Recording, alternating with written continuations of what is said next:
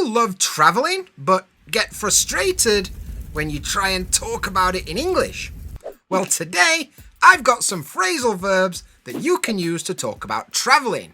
Let's get cracking. We woke up early because we needed to set off for the airport at 6:30. The first one I've got for you today is to set off.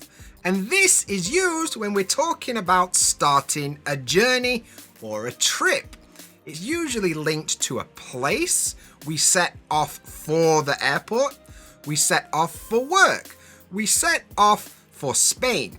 Check this next one. The train to the airport was supposed to get in at 7:45, but it was 15 minutes late. This one is get in, and we usually use it to talk about public transport. You know, buses or trains or planes. And it basically means arrive. Like I could say, the plane gets in at 2 o'clock. Or the bus should get in about an hour or so.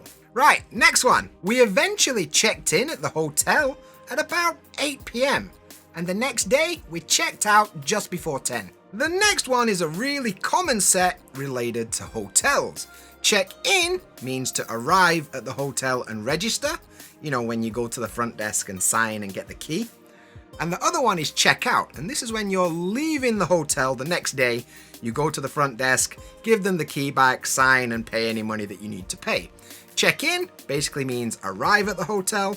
Check out basically means leave the hotel.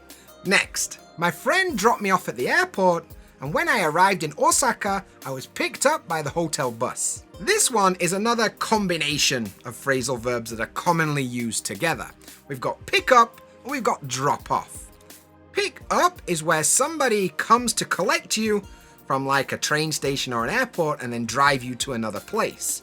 You know, your friend drives an hour, you meet together at the airport, and then together you drive somewhere else. Drop off is kind of the opposite. You go from somewhere to something like an airport or a train station. You go to the airport or train station and your friend goes back home. They drop you off at the airport. Last one. When I visit a new city, I love to just look around. You never know what you're gonna find. Now this one is look around.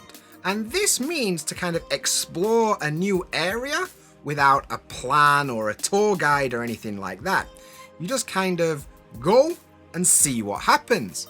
Maybe something good, maybe something bad. Either way, you're gonna look around and try and find something interesting, right?